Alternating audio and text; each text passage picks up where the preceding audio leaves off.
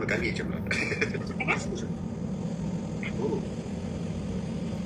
ብርድ ስለሆነ እንትን አድርጋለሁ። ያደረግሽው ሽቲ ነው ያደረኩት።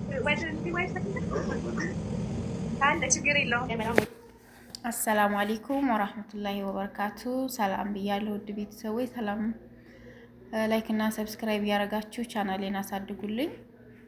እንግዲህ እነዚህን ይሄ ሚኪ እና ይቺ ልጅቷን አይታችኋል። ሚኪ ማለት ላይቭ ላይ በቲክቶክ ተቀምጦ ሴቶችን የሚያማግጥ ማለት ነው እና የሚያማግጥ ነው።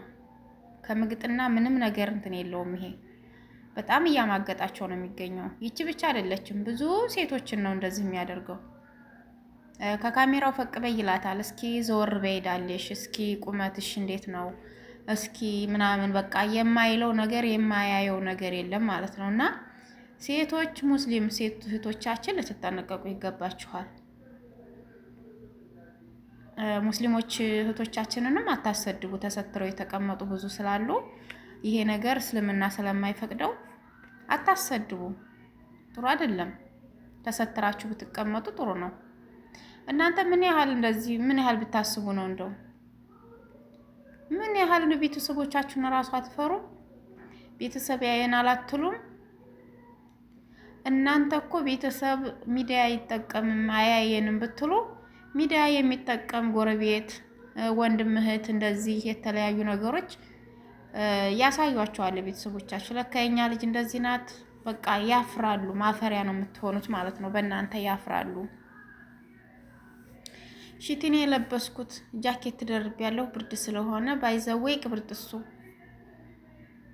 አላህ ሂዳያ ይስጣችሁ። ወላሂ ያሳዝናል። ስራችሁ ሁላ በጣም የሚያስጠላ ስራ እየሰራችሁ ነው የምትገኙት። እኔ እንጃ እኔ ምን እንደሚሰጣችሁና ምን እንደምታገኙ አናቅም።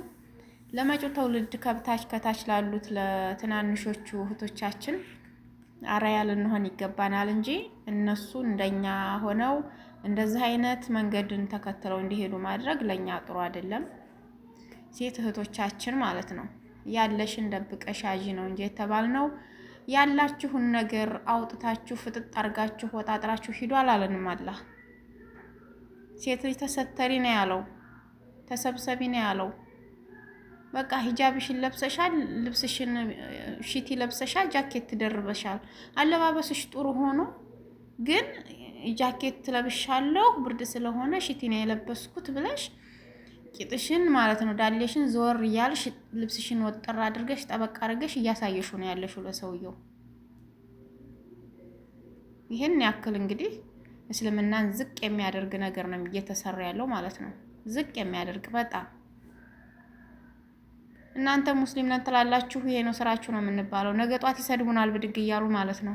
ታሰድቡናላችሁ ነው ወይንስ ስማችሁና አለባበሳችሁ ሙስሊም ሆኖ ውስጣችሁ ሌላ ነው አስተሳሰባችሁ? አላህ ግን ሂዳያ ይስጣችሁ ነው የምለው እኔ ማለት እኔ አላቅም። እኔ እንጃ እንዴት እንደምታስቡ።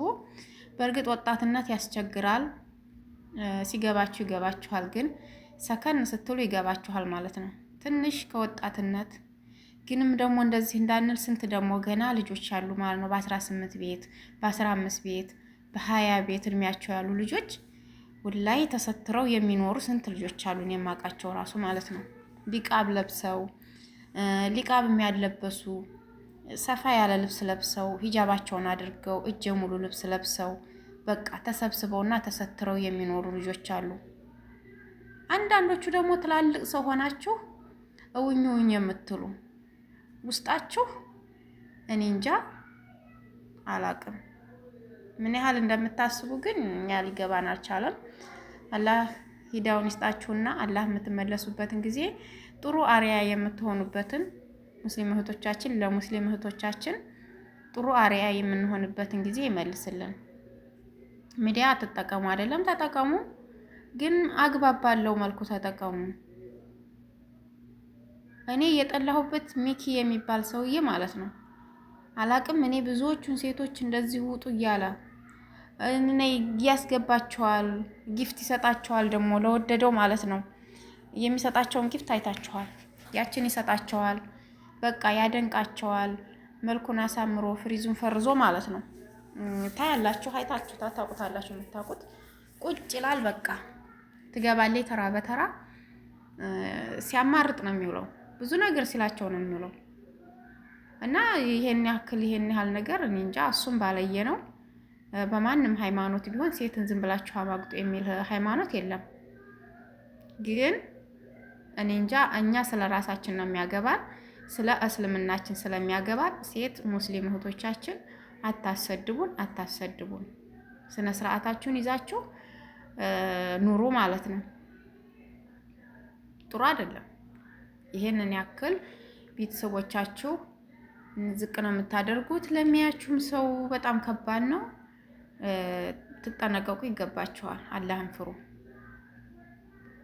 ተገቢ አይደለም ይሄ ነገርና አላህ ልትፈሩ ይገባችኋል። ብዙ ነገሮችን ነው ሚዲያ ላይ የምናየው። ብዙ ነገሮችን እናያለን። ለትንንሽዬ ጥቃቅን ነገሮች ለዚህ ለአበባ ለምናምን ደህና ነገር እንኳን አይሰጣችሁም። የሚጠቅም ነገር እንኳን አይሰጣችሁም። አበባ ምንድነው በቃ የልብ ቅርጽ ምናምን ይቺ 10 ሳንቲም 20 ሳንቲም 5 ሳንቲም ምን ትጠቅማችኋለች? የምጠቅማችሁ ነገር የለም። ወይንም ፎሎ ነው የምታገኙት እዛ ላይ እንደነሱ ለሱ እንደዚህ ሆናችሁ ተገላልጣችሁ ዳሊያችሁን እንዲህ እያረጋችሁ ብዙ ደግሞ ሙስሊም ልጆች አላችሁ ቲክቶክ ላይ የምትጨፍሩ እየተወጣጠራችሁ ስንት ነገር የምታደርጓላችሁ። የምታገኙት ነገር ፎሎ፣ ኮሜንት፣ ስድብ ነው።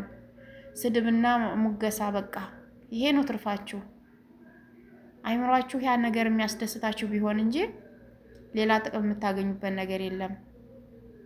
በቃ ኮሜንት ስለተሰጣችሁ ዋው ማሻአላህ እያሉ ለሰጧችሁ በቃ ጥሩ ኮሜንት ሲሰጣችሁ ውስጣችሁ ይደሰታል። መጥፎ ኮሜንት ሲሰጣችሁ ደግሞ የት አባታቸው እያላችሁ ደግሞ እነሱን ለማብሸቅ ደግሞ ኮሜንት የተሰጣችሁ ሰው ወይ ምላሽ እነሱን ለማትከንና ለማናደር ስትሉ ደግሞ ጨምራችሁ ነው የባሰ ደግሞ የምትመጡት ማለት ነው። በቃ አንድ ልጅ አለች እንደዛ ናት። ይሰድቧታል። ሙስሊም ናት፣ እናቃታለን፣ የሀገራችን ልጅ ናት። ግን በኮሜንት ይሰድቧታል።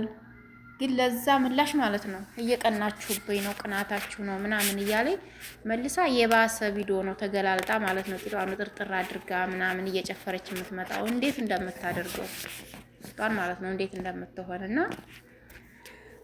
ኮሜንቶችም አንዳንድ ኮሜንት የምትኮምቱ ሰዎች ማለት ነው ማሻአላህ ዋው ስታምሪ ምናምን ብዙዎቹ ደግሞ ይሰድቧት እንግዲህ እሷ እነዛኞቹ ስለደገፏት እነዚህኞቹ የሚሰድቧትን ደግሞ ለማናደር ጨምራ ትመጣለች ማለት ነው። እንግዲህ ቀብራችን እየብቻ ነው የምንገባው ስንሞት ማለት ነው። ስንሞት እየብቻችን ነው። ሁላችንም የየስራችን ነው የምንሰጠው ኃላፊ ስንቀርብ። ሆኖም ግን እስልምናን አታሰድቡብን ነው። ይሄ ነው ዋናው ዓላማ። ሃይማኖታችንን አታሰድቡብን ነው። ለመጪው ትውልድ ደግሞ ለልጆቻችን መጥፎ ነገር አትስሩብን። ይሄ እኮ ለታሪክ የሚቀመጥ ቪዲዮ ነው። ሁሉ ነገር ማለት ነው ይቀመጣል እኮ ያውታል እኮ የድሮ ሰዎች ለካ እንደዚህ አድርጉ ነበረ። በቃ የኛ ነው ተከትለው የሚሄዱት እና ለመጪው ትውልድ እህቶቻችን፣ ወንድሞቻችን፣ ልጆቻችን ማለት ነው አታስተምሩብን። ሃይማኖታችንንም አታርክሱብን። እኛ ሙስሊሞች የምንታወቀው ሂጃብ በመልበስ በጥሩ ነገር ነበረ። ግን አንዳንድ ቦታ ላይ ደግሞ ያው ድሮ ሁላችንም እንደናንተው ነበርን። የተወጣጠረ ልብስ ለብሰን እንሄዳለን። እጄ ሙሉ ያልሆነ ልብስ ሂጃብ አድርገን አንሄድም። ብዙ ነገር ነበርን። ግን በኋላ ላይ አሁን ሚዲያ ተስፋፍቷል። እየተማርን ሐራም መሆኑን እያወቅን በቃ አሁን እየተሰበሰብን ነው ያለ ነው። ተሰብስበናል። አላህ ይራህመን። የበፊቱን ስህተታችንን አላህ ይማረን። በቃ ሲገባን ደግሞ ገባን ካላስ